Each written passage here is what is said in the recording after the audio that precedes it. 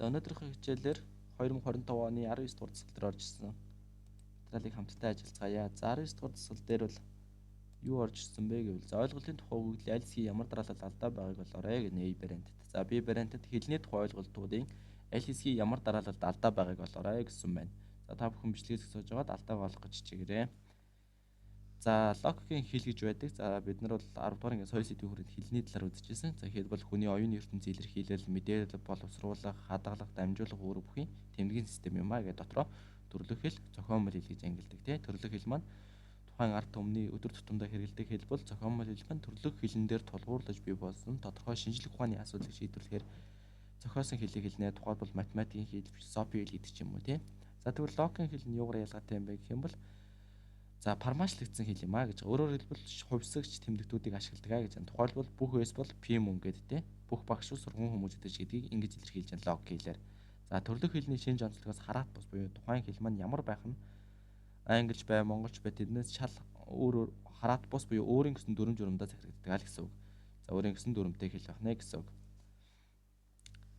За хоёр дахь нь бол ойлголт гэж байгаа. За ойлголт гэдэг маань судлагдаж буй юмс үзэгдлийн онцлог гол шинж тэмдгийг илрүүлдэг сэтгэхүйн хэлбэр юм аа гэж байна. Тухайлбал юмс үзэгдлийн оршин байх зайлшгүй нөхцөл болж буй шинж тэмдгийг гол шинж тэмдэг гинэ гэдэг. За бүх ойлголтын дотроо багтаамж агуулгатай байна гэсэн үг. За жишээлбэл бүх багш сургууль хүмүүжүүлэгч мөн гэсэн өгүүлбэрт буй багш гэдэг нь сургууль хүмүүжүүлэгч гэсэн үгс нь одоо ойлголтыг илэрхийлж байна гэсэн үг. Гол шинж тэмдэг нь болж байна гэсэн үг тийм. За тэгээд багш гэсэн ойлголтын гол шинж нь сургууль хүмүүжүүлэх үйл ажиллагааг эрхэлдэг гэсэн шинж юм аа гэд ойлголтыг нэгж ба ерөнхий ойлголт хоосон ба хоосон биш тодорхой ба хийсвэр ойлголт гэж ангилдаг. За бүх ойлголтын дотроо багтаамж агуулгатай байна гэсэн тий. За багтаамж гэдэг нь сурагч гэх юм бол бүх сурагчийг хэлж байгаа. Монгол оронд байгаа гэсэн үг. Харин агуулга гэдэг нь дотор нь байгаа зүйл багтаамжийн дотор ахлах ангингууд нь сурагч дотроо багтана. Гэхдээ 10-аас 12 дугаар анги. Дунд гэвэл 6-аас 9, бага гэвэл 1-ээс 5 дугаар ангиуд нь агуулга болж өгч байна гэдэг багтаамжийн дотор байгаа тэр зүйлийг хэлж байна гэсэн үг. За сэтгэж танин мэдэх ойлголт бодомж оюун дүгнэлт гэсэн гурван хэлбэртэй. За сэтгэж танин мэдгүй энэхүү гурван хэлбэр хамтдаа бүхэл цогц зүйл үүсдэг бөгөөд тэр нь хүний оюун ухаан гэж байна. За ойлголт бол сэтгэлгээний хамгийн энгийн хэлбэр бөгөөд тухайн юмсын шинж тэмдгийн цогц байдлаар нь ерөнхийлөн дүгнсэн үр дүн мөн гэж байна. За бодомж нь ойлголтуудын холбоо хамаарлыг илтгэдэг бол оюун дүгнэлт нь шинэ дүгнэлт мэдлэг гаргаж авах сэтгэхүйн хэлбэр юм аа гэнэ. За хичээл одоо тесттэй холбоотойгоор бодомж оюун дүгнэлтийг багш нь үлдээчихье гэсэн үг. За асуултаа хамтдаа уншицгаая. За ойлголтын тухай өгөгдлийн аль хэсгийн ямар дараалал алдаа байгааг болоорой гэсэн байна. За судлагдаж буй юмс үзэгдлийн онцлог гол шинжид нь хамаардаг үе сэтгэлгээ. Ойлголт нь хамаардаг. Тэгэхээр нэгийн A буруу байх нь. За уг ойлголтоор сэтгэгдэж байгаа юмс үзэгдлийн ангийн ойлголтын агуулга гинэ. Буруу байлаа. Агуулга гэдэг нь багтаамжид хамаарах зүйлсийг хэлдэг те. За бүх ойлголт нь агуулга бас багтаамжтай байна. Зөв байна. За сэтгэж танин мэдэх үйл явц нь ойлголт бодомж оюун дүгнэлт хэлбэрээр явагддаг гэд мөн зөв байна гэсэн. Тэгэхээр нэгийн A, B-тэй хариулт буруу байна гэсэн. 19-ийн D. За хэлэн дээр тухайн ойлголтуудын аль хэсгийн ямар дараалал алдаа байгааг болоорой гэсэн байна. За хэлний үндсэн чигүүргүүд гэдэг нь танин мэдхүн хийгээд харилцааны явцад хэлний шийдвэрлэгдэж буй үндсэн зорилтууд юм аа гэнэ. За энэ дээр анхаарал тавьчих. За хэл бол хүмүүсийн өдөр тутмын харилцааны болон танин мэдэх хэрэгсэл зөв.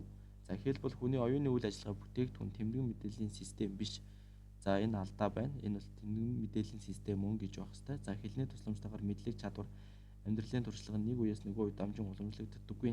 За уламжлагддаг тийм. Тэгэхээр A, B хоёр зөв болоод 2-ын A, B нь буруу болж байна гэсэн үг. 19-ийн D хариулт байсан байх нэ. За 20 бүх квадрат бол дөрвөн тал нь тэнцүү тэгш өнцөгдмөн гэсэн бодомжийг аль бүдүүвчин зөв илэрхийлж байна вэ гэсэн байна. За энэ ойлголтыг дотор нь багтаамж бодомж гэсэн хамаарлаар илэрхийлдэг. За энийг бол Эйлерийн тойрог гэдэг. За тухайлбал адилдах харилцаа гэж байгаа. За S бол P мөн гэсэн байна. За Улаанбаатар бол Монгол Улсын нийслэл мөнгөд хоёулаа адилдах байгаа учраас нэг тойрог дотор хамтдаа багтана гэсэн.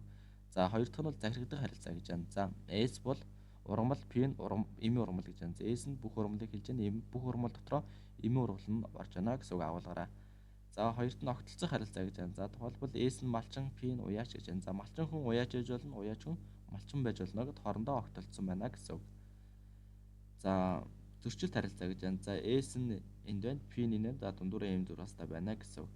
За зэрэгцсэн харилцаа болон үл тохирох харилцааг та нар хараад авчээрэй. За мөн дээрэс нь хоёроос олон ойлголтын багтаамжуудын харилцааг илэрхийлж болно гэж байна. За тухайлбал S нь багш гэж байна.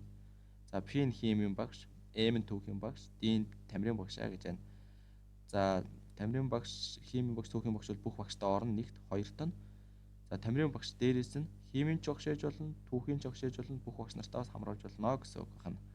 За мөн химийн багш маань тамирын багш ээж болно, түүхийн багш маань бас тамирын багш ээж болно гэд ойлголтын багтаамжуудын харилцааг бас ингэж илэрхийлж болдог байна гэсэн хоёроос дэш ойлголтыг.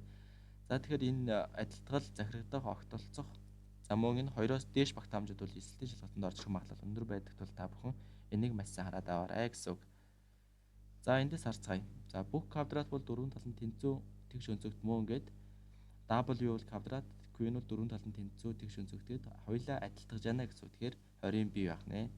За зарим амьтан бол өвсөн тэжээлтэй мөн гэж байна. За G-гээр амьтдыг за W-гаар амьтдаа заасан байна, Q-гээр өвсөн тэжээлтнээ заасан байна. Тэгэхээр захирагдах харилцаа буюу бий байх нэ.